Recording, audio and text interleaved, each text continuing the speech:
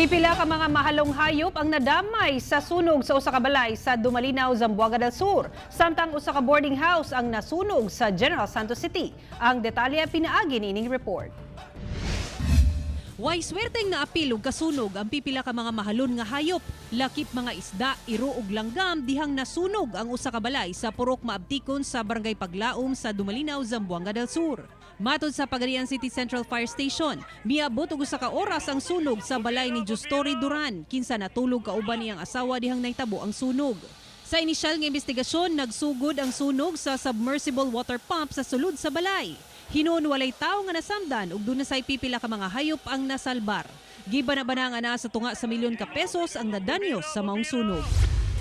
Sa General Santos City, usa ka boarding house ang nasunog sa Purok Sagrada Corazon sa Barangay Bula, alas 6 kagabi. Gingong nagsugod ang sunog sa kwarto sa tagdumala sa boarding house.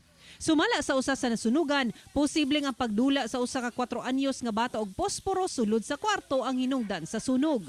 May na lang kay walay nasamdan atol sa insidente.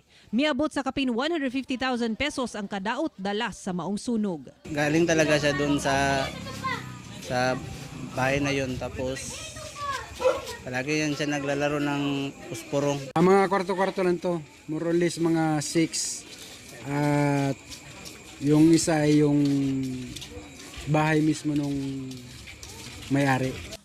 Ako si Sarah Hilomen Velasco para sa One Mindanao.